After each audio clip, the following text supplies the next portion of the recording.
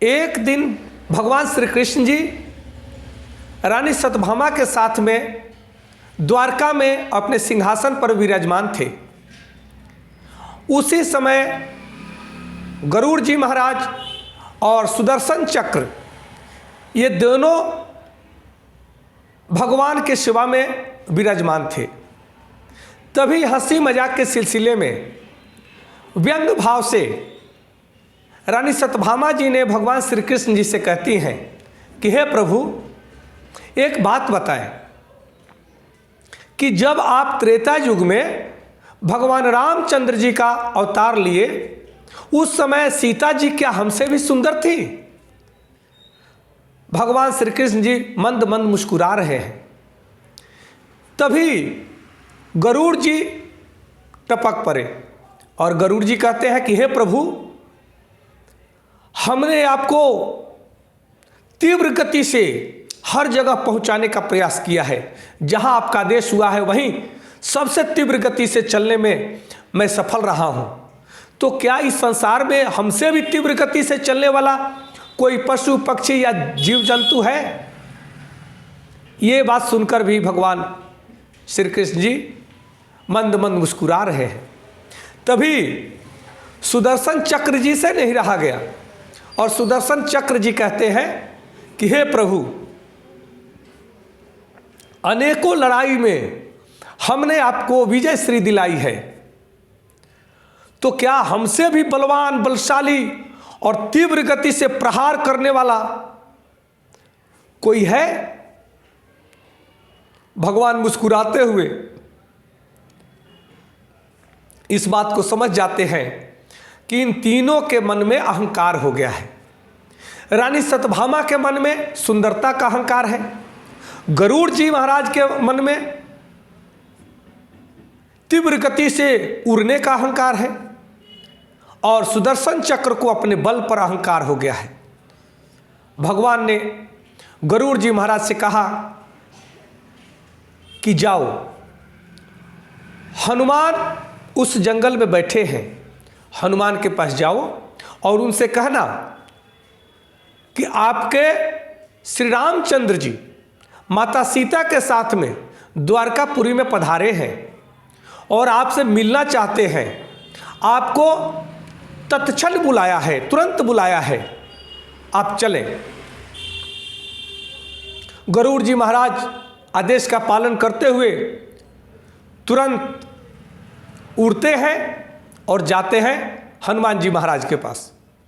हनुमान जी से उन्होंने कहा कि द्वारका में आपके प्रभु रामचंद्र जी माता सीता जी के साथ में पधारे हुए हैं और आपको शीघ्र ही बुला रहे हैं, आप चलें। तो गरुड़ जी ने कहा कि हे पवन पुत्र, आप हमारे पीठ पर बैठ जाएं और मैं तुरंत आपको वहां पहुंचा देता हूं, नहीं तो बहुत विलंब से आप पहुंचेंगे। तो पवन पुत्र हनुमान कहते हैं कि गरुड़ जी महाराज आप पहुंचो, मैं पहुंचता हूं। यह सुनकर गरुड़ जी ने मन ही मन सोचा कि हमें क्या, प्रभु का आदेश जो मिला हमने उस आदेश का पालन किया, हमने इनको बता दिया और अब तो ये बूढ़े बानर धीरे धीरे पहुंचेंगे, शाम हो जाएगा, विलंब से पहुंचेंगे। मैं तो जाकर के भगवान से कह देता हूं कि मैंने जो आपने कहा मैंने उस कर्तव्य का पालन किया, मैंने बता दिया। और गरुड़ जी महाराज तुरंत उड़ते हैं और चले आते हैं द्वारकापुरी में। द्वारकापुरी में आकर के देखते हैं कि हनुमान जी महाराज पहले से ही आकर के विराजमान हैं प्रभु रामचंद्र जी माता सीता जी के पास में। ये देख करके गरुड़ जी महाराज कहते हैं कि ये कैसे संभव है, आश्चर्य में पड़ गए। तभी भगवान रामचंद्र जी के रूप में जो भगवान कृष्ण जी चंद्र जी हैं, उन्होंने कहा कि अरे हनुमान, तुम हमारे महल में आ गए, तुम्हें किसी ने रोका नहीं? तो सुदर्शन चक्र को लगाया गया था कि दरवाजे से कोई बिना आदेश का अंदर ना आने पाए। सुदर्शन चक्र अपने बल का अहंकार लेकर के वहां खड़े थे। तो हनुमान जी ने कहा कि प्रभु आपसे मिलने के लिए मुझे कौन रोक सकता है। मैं आया तो ये सुदर्शन चक्र, अपने मुंह से सुदर्शन चक्र को निकालते हुए कहा कि ये हमें रोकने का तनिक क्षणिक प्रयास किए, इनको लेकर के मैंने मुंह में दबा दिया और मैं आपके पास पहुंच गया। परंतु प्रभु एक बात बताएं कि आप प्रभु राम और माता सीता जी के स्थान पर यह किस दासी को बैठा लिया है आपने, किस दासी को आपने इतना सम्मान दिया है। जहां माता सीता जी को बैठना चाहिए आपने किसको बैठाया है। अब यह सुनकर के प्रभु श्री कृष्ण मुस्कुराते हुए कहते हैं, और इन सारे स्थिति को देख करके इन तीनों भक्तों का अहंकार चूर चूर हो जाता है। सत्यभामा जी का अपने सुंदरता का अहंकार भंग हो गया। गरुड़ जी महाराज का अपने सबसे तीव्र गति से चलने का जो अहंकार था, वह हनुमान जी को उनसे पहले आकर के बैठना उनके अहंकार को चूर चूर कर देता है। और अपने को सबसे शक्तिशाली बताना सुदर्शन जी महाराज का, तो सुदर्शन चक्र का अपना अहंकार चूर चूर हो जाता है कि हनुमान जी के सामने किसी का कुछ नहीं चलता है। और भगवान तो भक्तों के अहंकार का आहार करते हैं।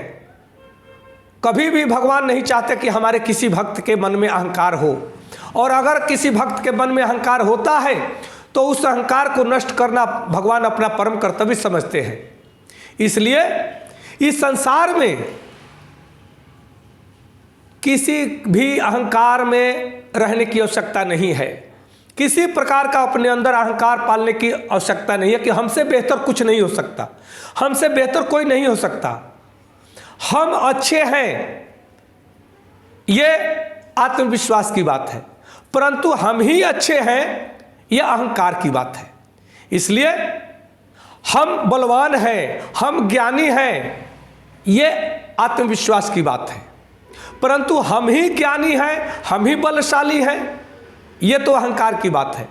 इसलिए हम सबको अपने को टटोलना चाहिए कि हम ईश्वर के चरणों में अपने आप को कैसे समर्पित होकर के अपने मन को पवित्र और निर्मल बना करके सबका आदर देते हुए, सबका सम्मान देते हुए इस संसार में चलना हमारा परम कर्तव्य है। जो व्यक्ति निर्मल भाव से, पवित्र हृदय से, नम्रतापूर्वक आचरण करता है, सबसे अच्छा व्यवहार करता है, उसके जीवन में आई हुई विपत्तियां भी दूर हो जाती हैं।